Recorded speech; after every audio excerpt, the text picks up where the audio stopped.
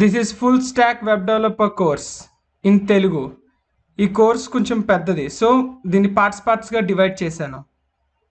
మనం ఈ కోర్సులో బేసిక్స్తో స్టార్ట్ అయ్యి ప్రో లెవెల్ వరకు వెళ్తాం. నా పేరు మౌనేష్ వెంకుల్, ఈ కోర్స్ ఇన్స్ట్రక్టర్ని.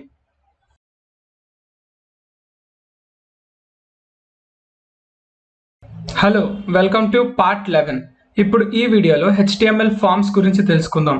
HTML ఫార్మ్స్ అనేది HTMLలోనే ఒక ఇంపార్టెంట్ కాన్సెప్ట్. మీరు ఏ ఇంటర్వ్యూకి వెళ్ళండి, ఏ ఎగ్జామ్ రాయండి, HTML గురించి రాస్తున్నప్పుడు HTML ఫార్మ్స్ మీద క్వశ్చన్స్ ఖచ్చితంగా వస్తాయి. ఎందుకంటే HTML forms is one of the important topics you have to learn in HTML. So ఇప్పటి వరకు మనం చూసింది ఏంటంటే HTML ట్యాగ్స్ గురించి తెలుసుకుందాం, సెల్ఫ్ క్లోజింగ్ ట్యాగ్స్ గురించి తెలుసుకుందాం, anchor tags, image tags, reference location, absolute path, reference path వాటి గురించి తెలుసుకుందాం. పిక్చర్స్ ఎలా పెట్టాలో తెలుసుకుందాం, అదే ఇమేజ్ సోర్స్, లిస్ట్ గురించి తెలుసుకుందాం, ఆర్డర్డ్ అన్ఆర్డర్డ్ లిస్ట్. ఇప్పుడు మనం ఫార్మ్స్ గురించి తెలుసుకుందాం. ఫార్మ్స్ గురించి తెలుసుకున్నప్పుడు ఇక్కడే ఫార్మ్స్ రాయొచ్చు, కానీ అంత క్లబ్ అయిపోద్ది కాబట్టి మనం ఒక కొత్త HTML పేజ్ క్రియేట్ చేద్దాం. ఇప్పుడు ఇది మెయిన్ పేజ్ ఏమని చెప్పాను, మెయిన్ పేజ్ ఎప్పుడు index.html, ఇది నా ఓపెనింగ్ మెయిన్ పేజ్. సో ఇప్పుడు మనం ఇంకో HTML పేజ్ క్రియేట్ చేద్దాం. దాని పేరు ఇక్కడ ఏమని చెప్పాను, ఇక్కడ మనం HTML అని పెట్టుకోవాలి. దీనికి నేమ్ నేను సేవ్ చేస్తున్నాను. మన డెస్క్టాప్లో 1 అనే ఫోల్డర్ క్రియేట్ చేశాను. మీరు నా పాత వీడియోస్ చూస్తే మీకు అర్థమవుతుంది. ఇక్కడ నేను register.html అని ఇస్తాను. register.html సేవ్ చేస్తా. సో ఇప్పుడు నేను index.html నుంచి register.htmlకి వెళ్ళడానికి ఒక లింక్ క్రియేట్ చేస్తాను. లింక్ క్రియేట్ చేయడానికి ఏం చేయాలి, జస్ట్ యాంకర్ ట్యాగ్ని యూజ్ చేస్తాం. ఈ href లొకేషన్ ఇప్పుడు నేను ఎక్కడో ఉన్న నెట్లో ఉన్న లొకేషన్ ఇవ్వకుండా మన సేమ్ ఫోల్డర్లో ఉన్న register.html అని ఇస్తాను. సో ఇప్పుడు నేను ఇక్కడ ఏం వాడుతున్నాను, రెఫరెన్స్ పాత్ వాడుతున్నాను, అబ్సల్యూట్ పాత్ కాదు, రెఫరెన్స్ పాత్. అంటే దీనికి ఈ index.html, register.html సేమ్ ఫోల్డర్లో ఉన్నాయి కాబట్టి నేను డైరెక్ట్గా register.html అని ఇచ్చేస్తున్నాను. అలా ఇచ్చినా అది పనిచేస్తుంది. ఇక్కడ దీనికి నేను రిజిస్టర్ అని ఇస్తాను. ఇప్పుడు రిఫ్రెష్ చేస్తే ఇక్కడ రిజిస్టర్ అని వచ్చింది. సో నేను ఇప్పుడు ఈ రిజిస్టర్ మీద నొక్కుతాను. register.htmlకి వెళ్ళింది, కానీ ఇది బ్లాంక్గా ఎందుకు ఉందని మీరు నన్ను అడగొచ్చు. ఎందుకంటే register.html మనం ఇంకా ఏం రాయలేదు. ఇప్పుడు ఒక HTML ట్యాగ్ క్రియేట్ చేసి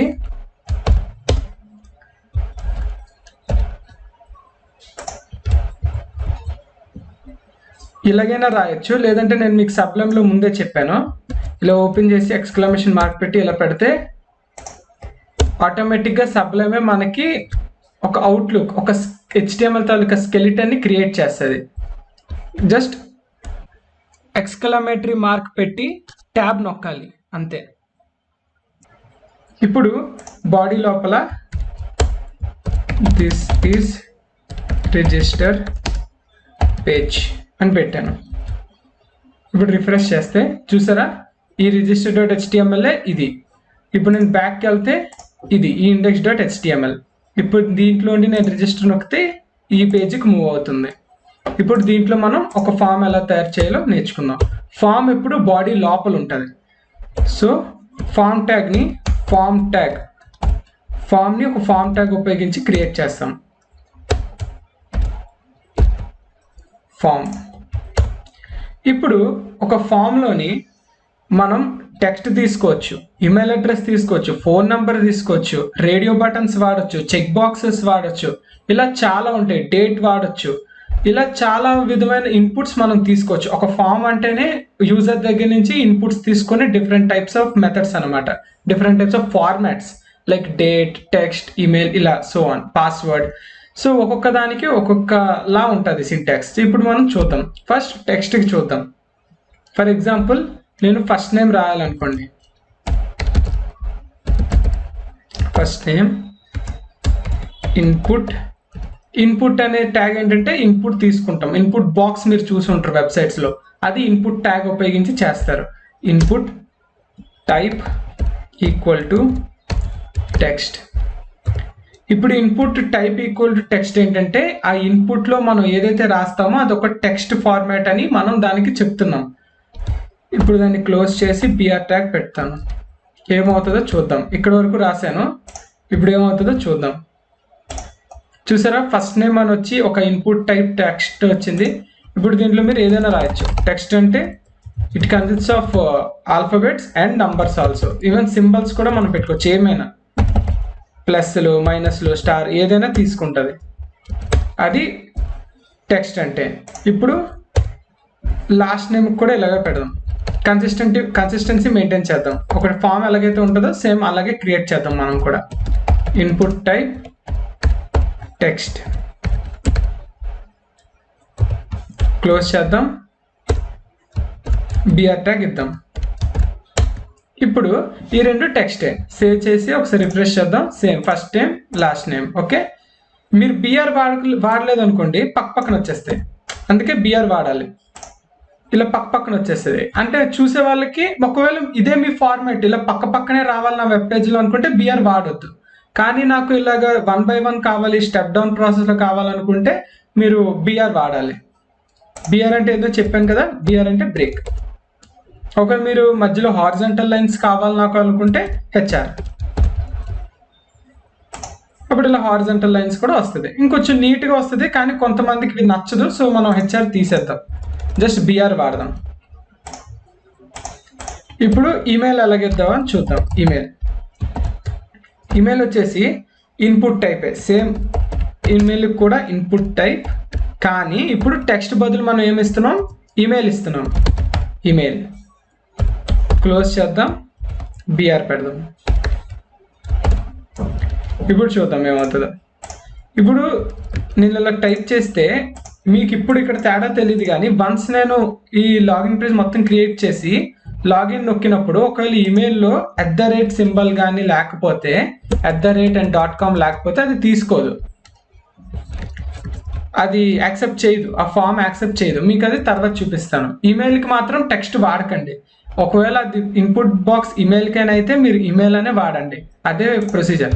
మీకు అది ఎందుకు వాడాలో నేను తర్వాత లాగిన్ అవుతున్నప్పుడు రిజిస్టర్ అవుతున్నప్పుడు చెప్తాను. నెక్స్ట్ బర్త్డేకి మనం ఇన్పుట్ టైప్ ఏమి ఇస్తాం, డేట్ అని ఇవ్వాలి, అంటే డేట్ పిక్కర్ అన్నమాట.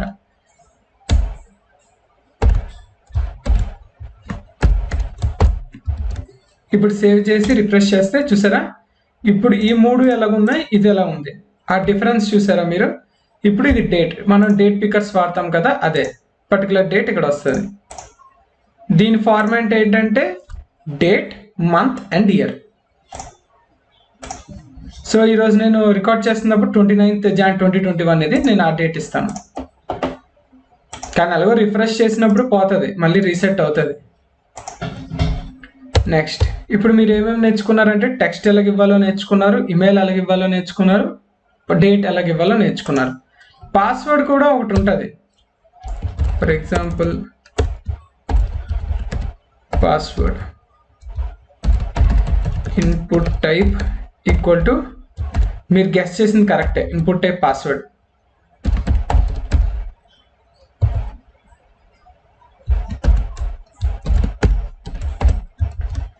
ఇప్పుడు రిఫ్రెష్ చేసి చూద్దాం. ఇప్పుడు చూసారా, ఇక్కడ నేను నొక్కితే టెక్స్ట్ వస్తుంది, మీకు కనబడుతుంది, కానీ ఇక్కడ కనబడట్లేదు. అదే పాస్వర్డ్ కొన్న ప్రాపర్టీస్. మీరు వాడే ఒక్కొక్క టైప్కి ఒక్కొక్క ప్రాపర్టీ ఉంటుంది.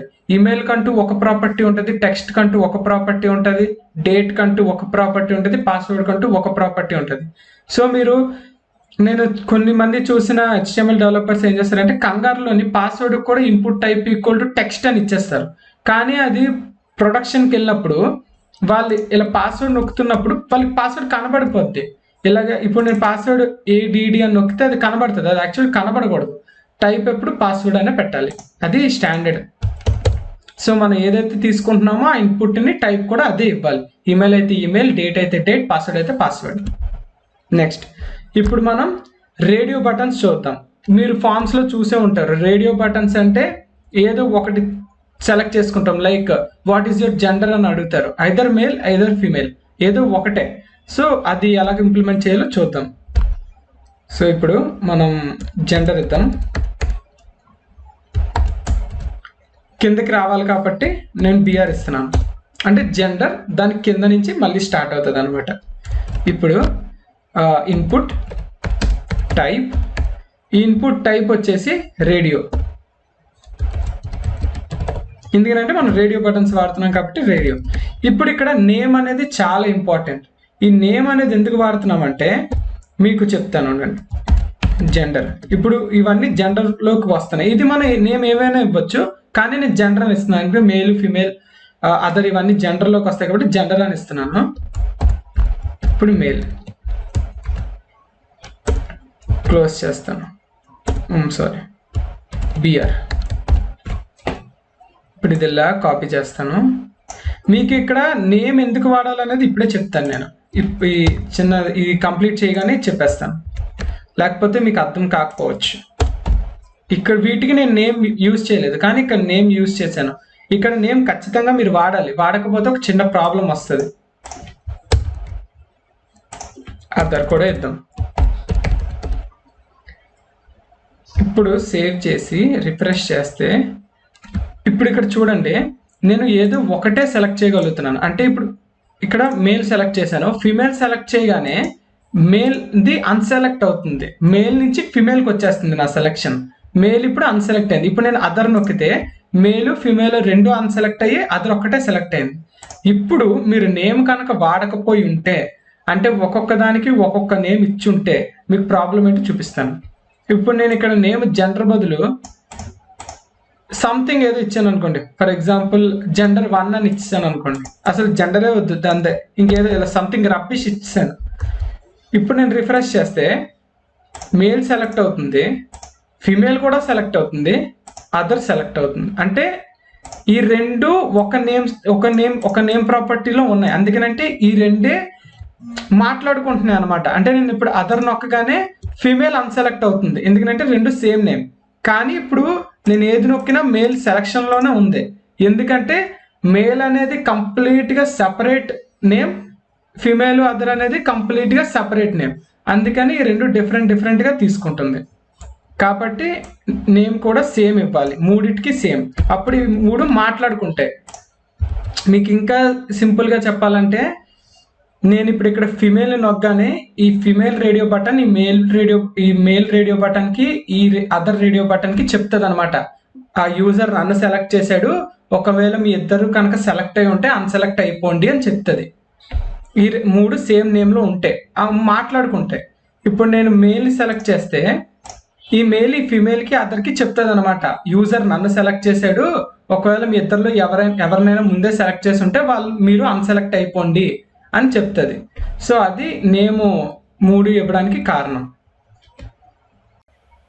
ఇప్పుడు మనం చెక్ బాక్సుల గురించి తెలుసుకుందాం.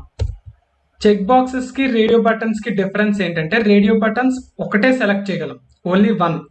చెక్ బాక్స్ అంటే 1 ఆర్ మోర్ సెలెక్ట్ చేయగలం. అన్ని సెలెక్ట్ చేయగలం, ఒకటే సెలెక్ట్ చేయగలం, కొన్ని కూడా సెలెక్ట్ చేయగలం. సో చెక్ బాక్సెస్కి మనం లైక్ ఫ్లేవర్స్, ఇష్టమైన ఫ్లేవర్స్ ఏంటనేది పెట్టచ్చు.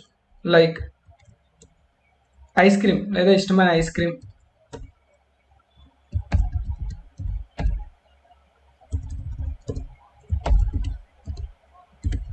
ఇది జస్ట్ ఎగ్జాంపుల్గా. లేదంటే ఇంకా నీట్గా ఉండాలంటే courses, what are the courses we want to take అని. లైక్ ఇప్పుడు కోర్సెస్ ఏంటి, మనం ఒక కోర్స్ చేయొచ్చు, మల్టిపుల్ కోర్స్ కూడా చేయొచ్చు. సో అలా అనమాట. ఇప్పుడు ఇన్పుట్ టైప్ చెక్ బాక్స్ అవుతుంది. Input type equal to check box. And ఇప్పుడు ఈ చెక్ బాక్స్ కి నేమ్ అవసరం లేదు, ఎందుకంటే ఇది మాట్లాడుకోవక్కర్లేదు, ఇది ఇండివిజువాలిటీ అనమాట. నేను సెలెక్ట్ అయ్యానా లేదా అంతవరకు ఆ చెక్ బాక్స్ చూసుకుంటది. కానీ రేడియో బటన్ నా పక్కన ఉన్న వాళ్ళు సెలెక్ట్ అయ్యారా లేదా, నా పక్కన ఉన్న వాళ్ళు సెలెక్ట్ అయ్యారా, నా పక్కన ఉన్న వాళ్ళు అవ్వలేదా, ఇవి చెక్ చేసుకుంటది. కానీ చెక్ బాక్స్ అలా ఉండదు, రేడియో బటన్ మాత్రం చెక్ చేసుకుంటది. సో ఇప్పుడు దీనికి నేను ఫుల్ స్టాక్ ఇస్తాను.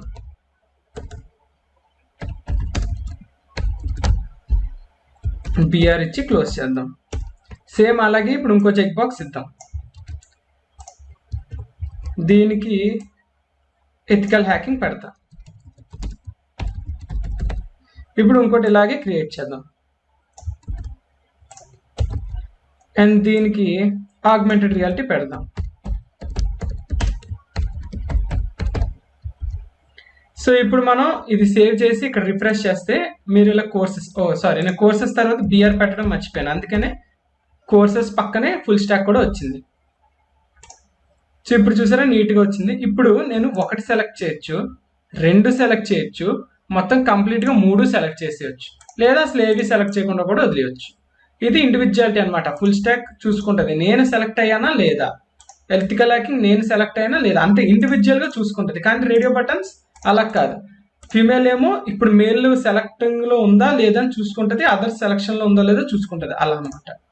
ఏదో ఒకటే కానీ చెక్ బాక్స్ అంటే అన్ని మల్టిపుల్ చాయిస్ లాగా. సో ఇప్పుడు మీరు రిఫ్రెష్ చేయగానే మొత్తం అన్ని పోతాయి, మళ్ళీ రీసెట్ అవుతాయి. చూడండి ఇగో మొత్తం రీసెట్ అవుతుంది రిఫ్రెష్ చేయగానే. ఇప్పుడు ప్రతి ఫామ్ కి మ్యాండేటరీగా సబ్మిట్ బటన్ అని ఒకటి ఉంటుంది, రీసెట్ బటన్ అనేది ఆప్షనల్. కొన్ని వెబ్సైట్స్ వాళ్ళు దాన్ని ఇంప్లిమెంట్ చేస్తారు, కొంతమంది చేయరు. నన్ను అడిగితే కొన్నిసార్లు రీసెట్ ఆప్షన్ ఉండడం మంచిది, అది మీ చాయిస్. మీరు రీసెట్ ఆప్షన్ పెట్టుకుంటాను అంటే పెట్టుకోవచ్చు, వద్దు అనుకుంటే వదిలేయచ్చు, అది ఆప్షనల్. కానీ సబ్మిట్ అనేది ఖచ్చితంగా ఉండాలి ఫామ్కి, లేకపోతే సబ్మిట్ చేయలేం మనం. సో ఇప్పుడు ఆ సబ్మిట్ ఎలా క్రియేట్ చేయాలో చూద్దాం. సబ్మిట్ ఎలా క్రియేట్ చేస్తామంటే ఇన్పుట్ టైప్ సబ్మిట్, అంతే. Input type equal to submit. కానీ మనం ఇప్పుడు మనకి కనబడేటట్టు ఒక వాల్యూ ఇవ్వాలి. ఈ వాల్యూ ఏంటంటే నేను ఇక్కడ రిజిస్టర్ అని ఇస్తాను. ఈ రిజిస్టర్ అనే పదం మనకు కనబడుతుంది, సబ్మిట్ అనేది ప్రాపర్టీ. మీకు అదేంటి ఇప్పుడు చూపిస్తాను. సారీ,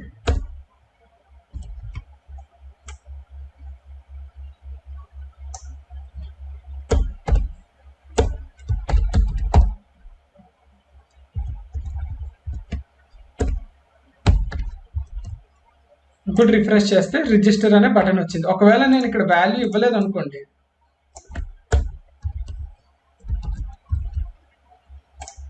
ఇప్పుడు సబ్మిట్ అని వస్తుంది. మీరు సబ్మిట్ ని సబ్మిట్ కింద ఉంచేయాలి అనుకుంటే, నేను ఇన్పుట్ ట్యాగ్ క్లోజ్ చేయడం మర్చిపోయాను అసలు. మీరు సబ్మిట్ ని ఇలా సబ్మిట్ అని చూపిస్తూ ఉంచేయాలి అనుకుంటే మీరు ఇలా వదిలేయచ్చు. టైప్ ఈక్వల్ టు సబ్మిట్ అనగానే అక్కడ సబ్మిట్ బటన్ వస్తుంది.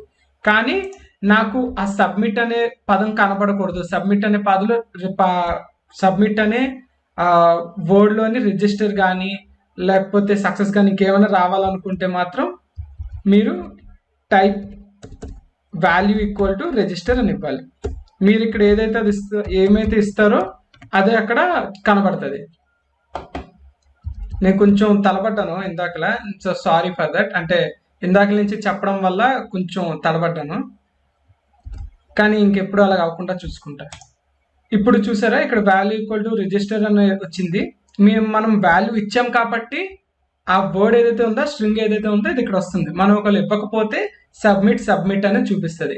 ఇంకోటి ఇవన్నీ ఇన్పుట్స్, ఇది బటన్, కానీ బటన్ లా కనబడుతుంది. అంతేగాని ఎవరైనా ఇంటర్వ్యూలో అడిగినప్పుడు అది బటన్ అని వెంటనే చెప్పేకండి, అది కూడా ఇన్పుట్టే కానీ టైప్ సబ్మిట్ అంతే. ఇది బటన్ అని అనకండి. ఇప్పుడు రీసెట్ కూడా చూపిస్తాను. రీసెట్ ఆప్షనల్, మీరు వాడచ్చు వాడకపోవచ్చు, కానీ చూపిస్తాను రీసెట్ అనేది ఎలా యూజ్ చేయాలా అనేది. ఇప్పుడు input type equal to reset అంతే. ఇప్పుడు ఇన్పుట్ టైప్ రీసెట్ ఏం చేస్తుందో చూద్దాం. నేను ఇక్కడ వాల్యూస్ ఇచ్చేస్తాను కొన్ని ఏవో.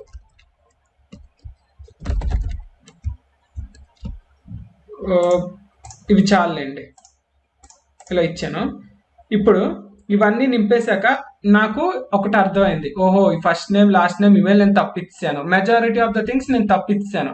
నేను ఇప్పుడు ఈ ఫామ్ ని రీసెట్ చేయాలనుకుంటున్నాను, అంటే అన్ని బ్యాక్ స్పేస్ చేయాలనుకుంటున్నాను. ప్రతిదీ ఇలాగ వెళ్ళి నొక్కే బదులు లేదా రిఫ్రెష్ చేసే బదులు జస్ట్ నేను రీసెట్ నొక్కేస్తాను. రీసెట్ నొక్కగానే ఫస్ట్ అవి ఏ స్టేజ్లో అయితే ఉన్నాయో ఆ స్టేజ్కి వచ్చేస్తాయి. అది రీసెట్ తాలూకు ఉపయోగం. మొత్తం ఫామ్ ని రీసెట్ చేస్తుంది అది, అంతే. రిజిస్టర్ అనేది ఫామ్ ని సబ్మిట్ చేస్తుంది. ఎలా నెక్స్ట్ ఫామ్ సబ్మిట్ చేయడంలో కూడా కొన్ని మెథడ్స్ ఉంటాయి, గెట్ అని, పోస్ట్ అని. అవన్నీ మనం నెక్స్ట్ పార్ట్లో చూద్దాం. ఇవి basics of form in HTML.